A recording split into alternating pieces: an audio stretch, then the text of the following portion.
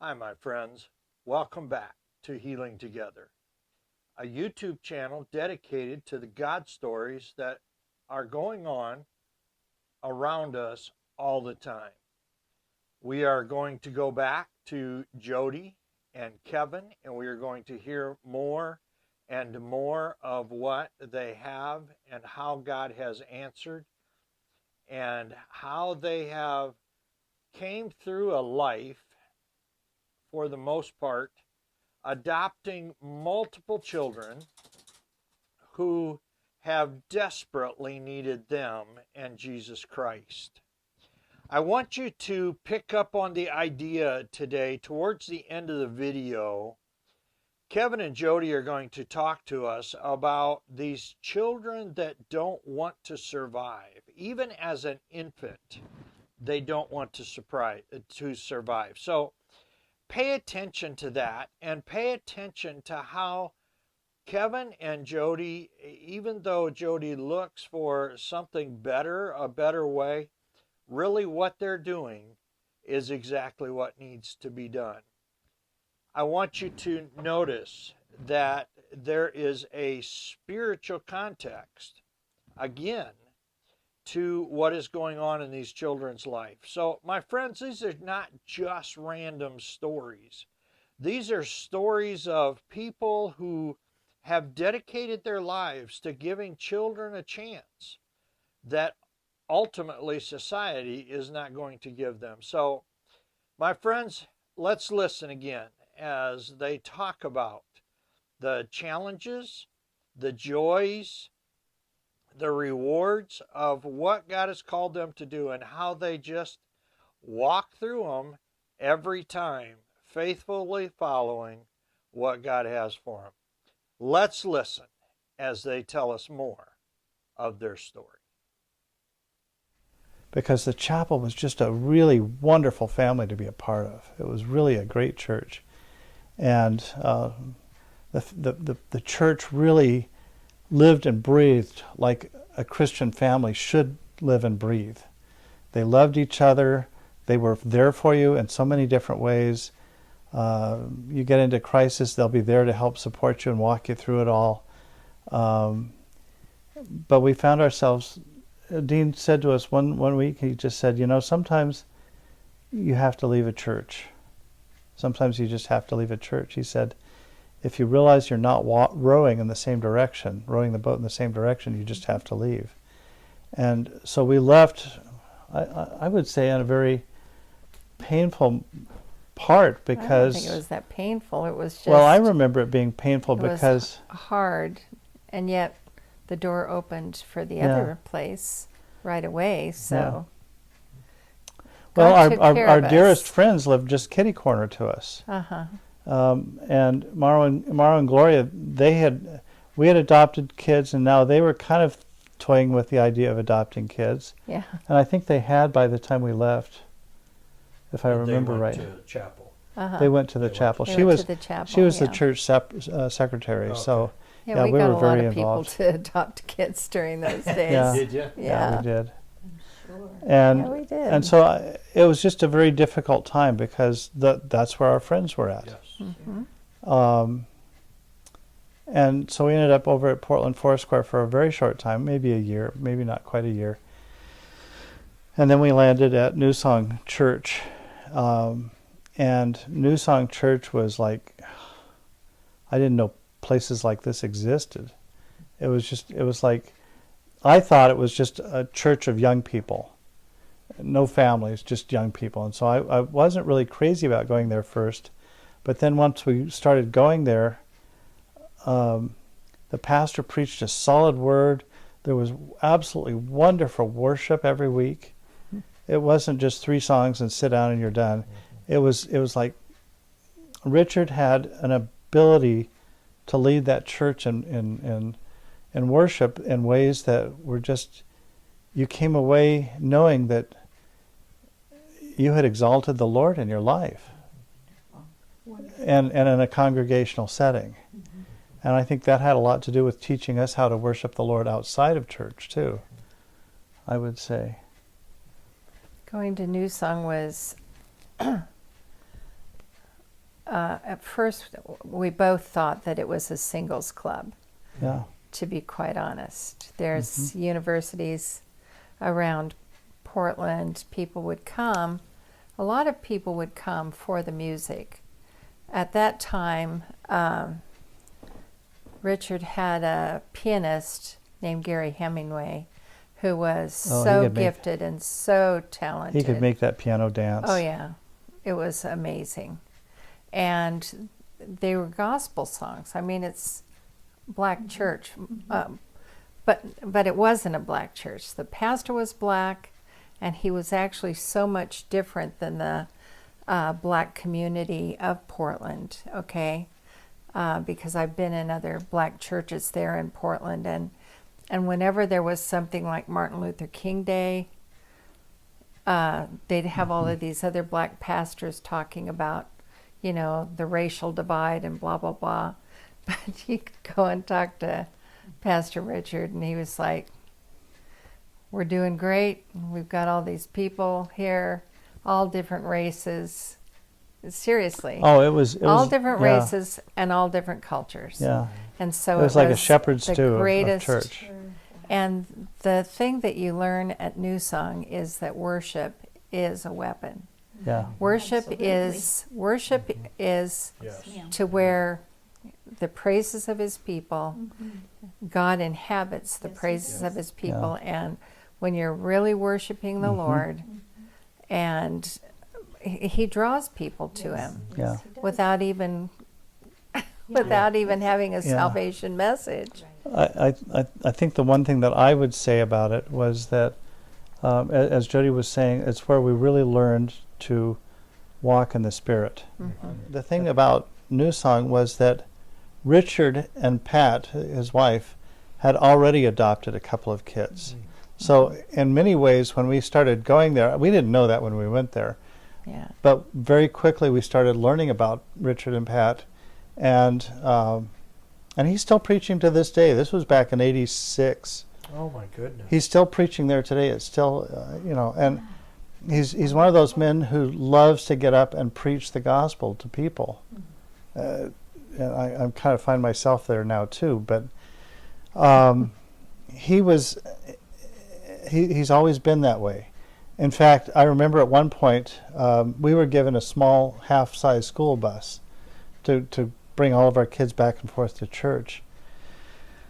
And the church at that time was meeting on the second floor of an old Masonic building. So we had to get everybody up the stairs, and we had 2 girls in a wheelchair at that time. And Richard went out of his way to try and make sure that we had the help to get into the church, even to the point where he cordoned off a parking space for us right beside the back door Oh my goodness. that nobody else could park in. You get parked in there, we're going to tow your car. And so that we could just drive up and unload and let the wheelchair ramps down and get the girls out. And there would be elders back there that were But we ready had to more help us. children by then. Yeah, we That had was- more I was gonna say, children. we've The skipped thing a was couple- full. Yeah. Yeah. We've skipped Yeah. a lot of kids But by this point. but it was I mean, that's the kind of church that New Song was to us. It was a church that very quickly became a real family and a church home, and where I think the Lord really widened our vision. I honestly, because we now had 5 kids at home. There was I've kind of missed one of them. There was Alex and Stephen, our 2 sons, and Marcy and Diane, and there was also Shannon. Right after we had left the chapel, one of the elders at the chapel, his wife came by and said she has a little girl in her Sunday school class that is living out in the utility shed in her backyard. Her mom had taken her mother's bedroom backyard. away. Yeah, her mom had taken her bedroom away because she had a new boyfriend, and the boyfriend didn't like little children around. So she put her out in the utility shed. She put her clothes in her room. Yeah, she put all of her clothes in her room. And so She used it. as Shannon a came, closet. and this happened almost the same month. According to the book here, it happened the same month. We left the chapel, and then Ellie came by Uh-huh. and talked to us about Shannon. So Shannon came to live with us. And we went through the whole process of establishing guardianship because we knew that the mom didn't want to give up parenting rights. And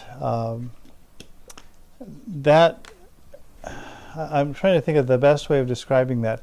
Shannon really loved to be a part of our family. She really loved it. Mm-hmm. And how old was she? She was what? She was older than Alex. Yes, she was. Alex She was would about have been about 10 or yeah. a little Alex bit. was about 10 years old at that point. Shannon he? came in May of So '87. she must have been 12 or so. Yeah, probably 12. 12. Yeah. Uh-huh.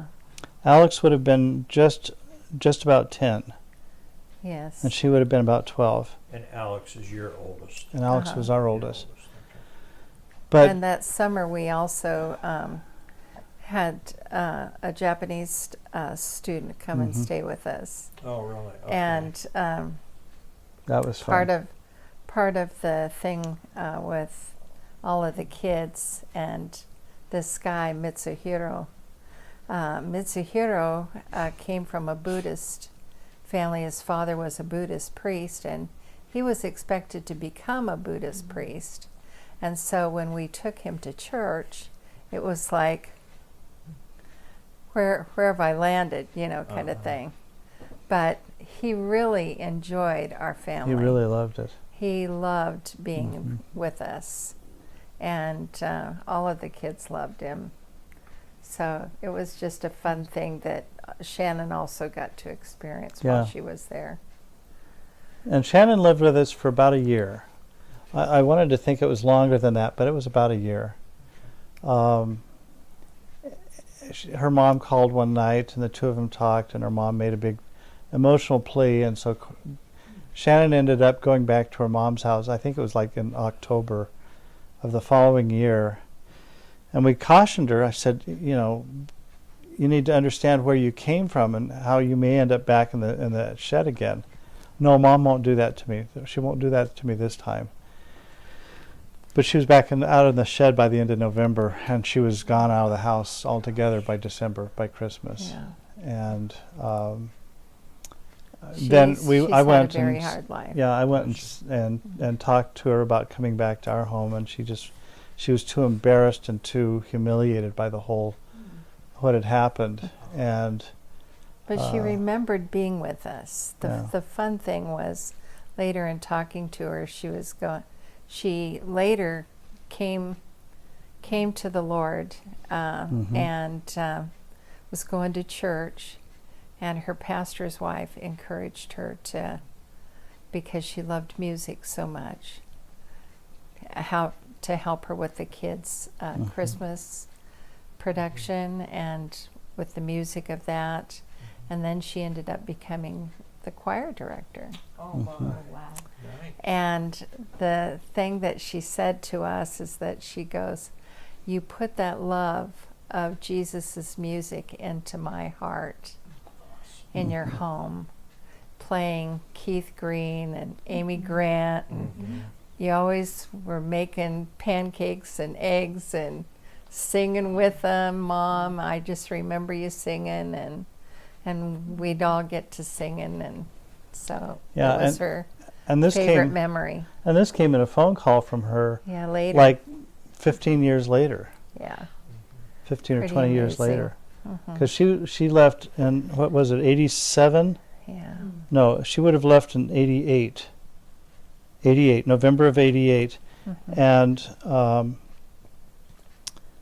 And we didn't hear from her until after we arrived in Waxahachie, which was in 2006 or 5.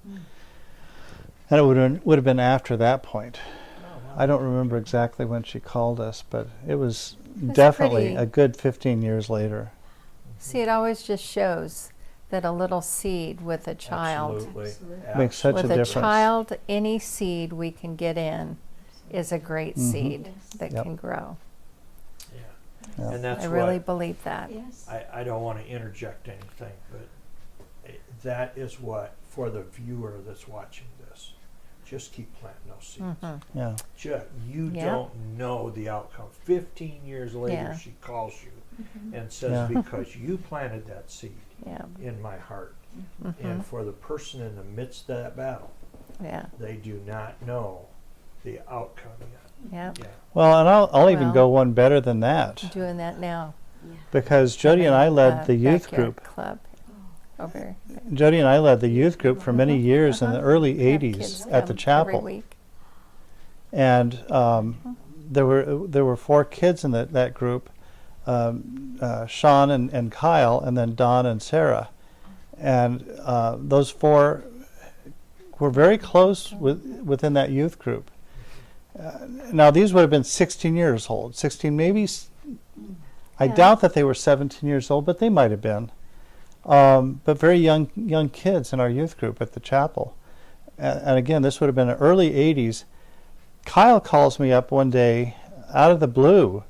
I hadn't talked to him for decades. And he was going to be in Dallas at the time, wanted to know if I could meet with him. And so he flies in, and we spend a whole afternoon just catching up on what God has been doing in their lives and in our lives. And we had kind of kept a loose connection over the years by email.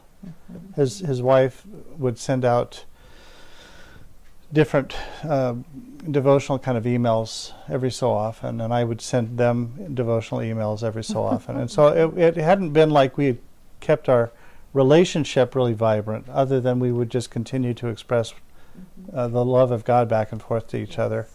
And then he calls me up, and this would have been 2014, 15, something like that. So, we're talking 35 years. I still have And they homeschool. And they homeschooled their kids. kids that were in my Sunday school class. Remember? Mm-hmm. Yeah. Still Absolutely. come up and they'll go and give me a hug, and it's just wonderful. Very So we precious. don't know, as you're Yeah. saying, we don't know what we're planting. Exactly. Exactly. But with Kyle ends up marrying Dawn, Sean ends up marrying Sarah, and now the two of them have been very heavy into production of videos and movies, and now they're doing it together over in Atlanta. Nice. They've got a whole production facility out there, and so it's all given Grammy to award winning. He's an Emmy Award winner. It's all done to exalt the Lord. Yes. Praise Creation science stuff and Yeah. things like that. God. Wonderful. Yeah. Amazing. Wonderful. So we have a new child, but I don't think I've got a name yet.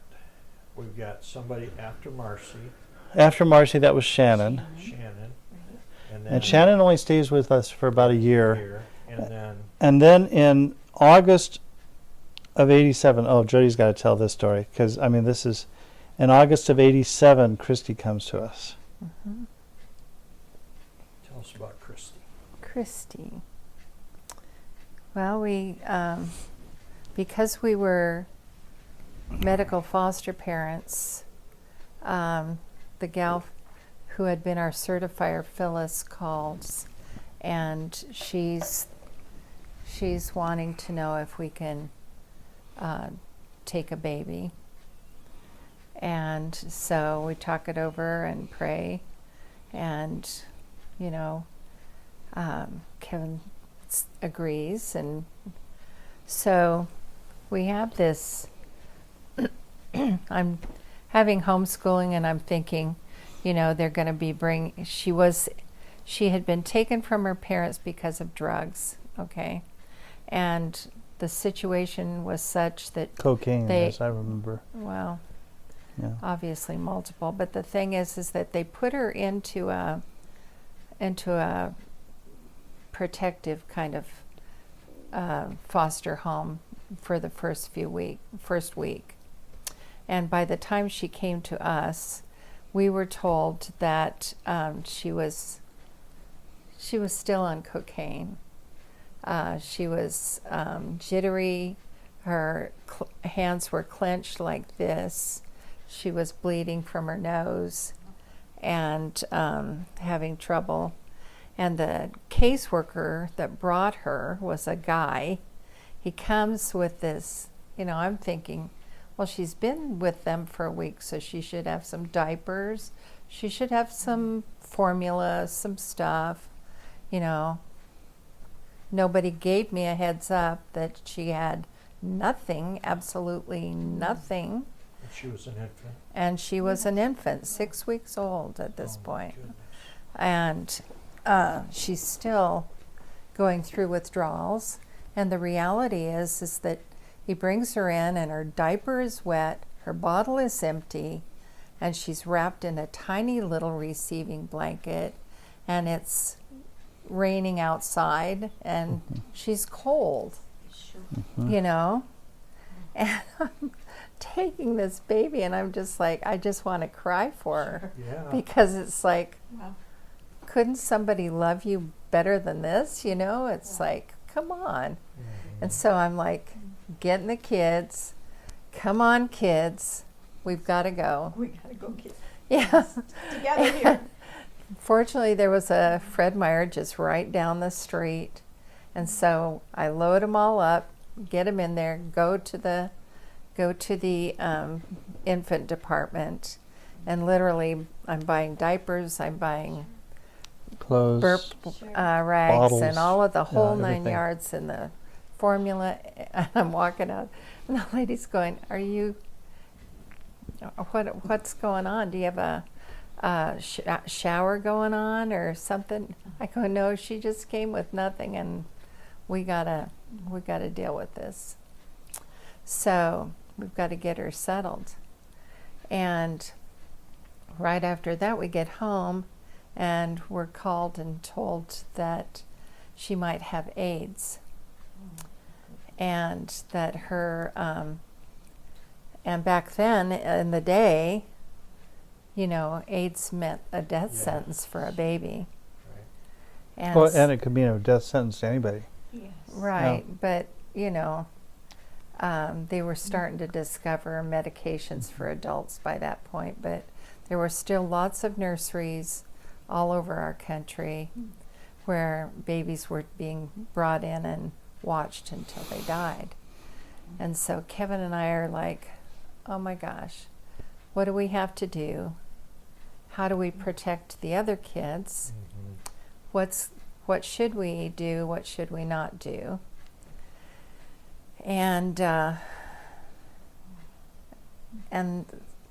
thing is that the funny thing is that we also had a dinner engagement that night to meet with Al's brother and his wife, who were adopting at the time, wanting encouragement.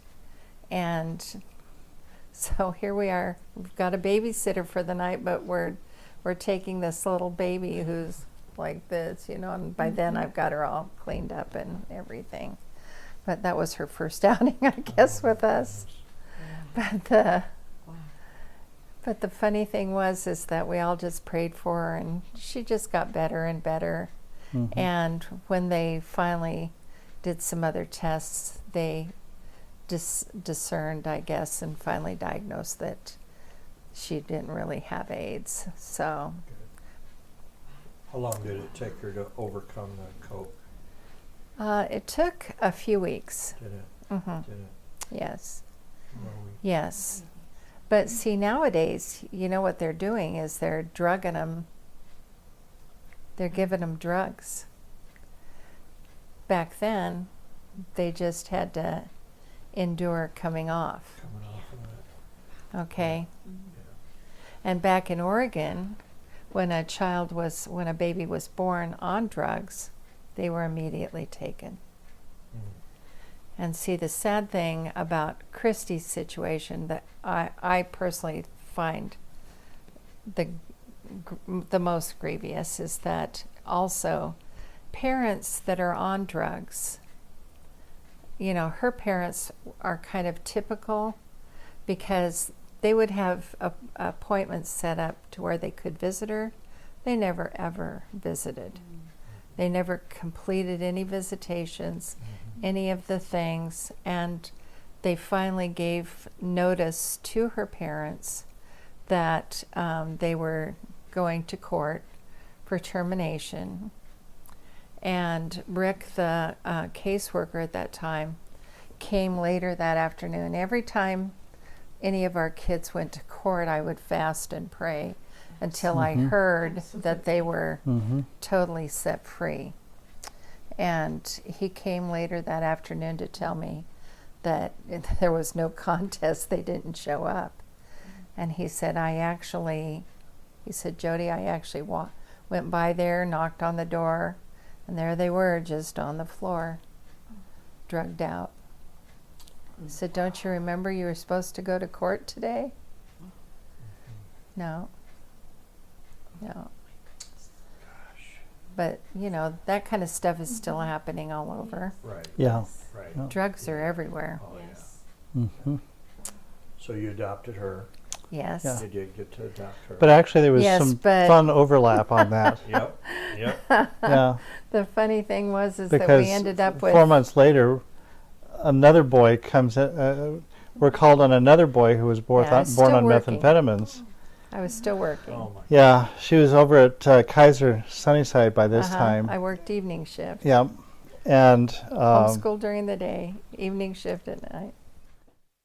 Well, that's where we're going to leave it this time, and come back next time as we hear and we get really serious about the life-changing opportunities that these children have. We've heard today that the options that Kevin and Jody gave these children would never have come from their natural parents. And so it's really a beautiful picture of how God works and how much God loves us and how far He will go to reach us in the situation where we're at. How far has God had to reach for you? How far for me? It really brings to light how much God really does love us. I want to remind you this time that Kevin has a couple books that we've been pushing. First of all, Promises Kept, a book that is the life story of what they have. Now, I believe from what I understand and what I have watched and seen, Kevin wrote this book. You're getting to hear Kevin and Jody tell the story. And so Kevin wrote this book, a lot of facts in it, a lot of timeline, a lot of things that you may want to know that's over and above what's in the videos. So the link will be in the description below. Please go there. It would make me feel good if you would support them in the ministry that they have had over these years. They still have 3 young people living with them that they have raised. And so grab a book and help them and support them as they minister to these young people. These young people are probably in their 30s now. So please do that. We're going to tell their stories also. Also, another book, if you're looking for a devotional, is a devotional book that Kevin wrote some years ago when he retired. It's titled, They Left Their Nets and Followed Him. I have used this devotional quite regularly, so I highly recommend it. The link will also be in the description. Please go there. Please grab it.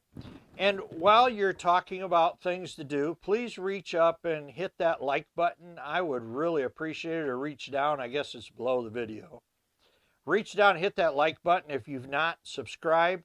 We are at 140 subscribers. It would be great to start adding to that number again.